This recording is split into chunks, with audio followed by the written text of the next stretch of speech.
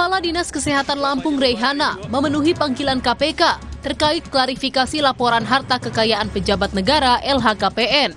Reihana diminta mengklarifikasi jumlah kekayaan yang dilaporkan tidak sesuai dengan profil Reihana.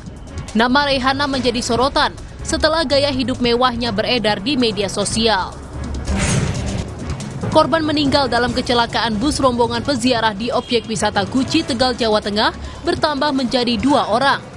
Korban meninggal diketahui bernama Ipin Mukorobin, warga Pakujaya, Serpong Utara, Tangerang Selatan, Banten. Korban meninggal saat menjalani perawatan medis di ruang ICU RSUD Dr. Susilo Selawi.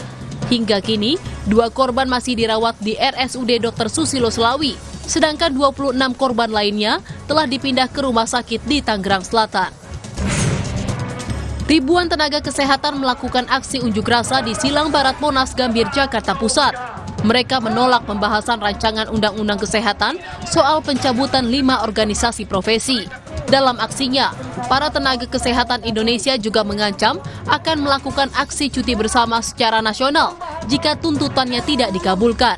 Penolakan terhadap RUU Kesehatan dilakukan 5 organisasi, diantaranya Ikatan Dokter Indonesia, Persatuan Dokter Gigi Indonesia, Persatuan Perawat Nasional Indonesia, Ikatan Apoteker Indonesia, dan Ikatan Bidan Indonesia.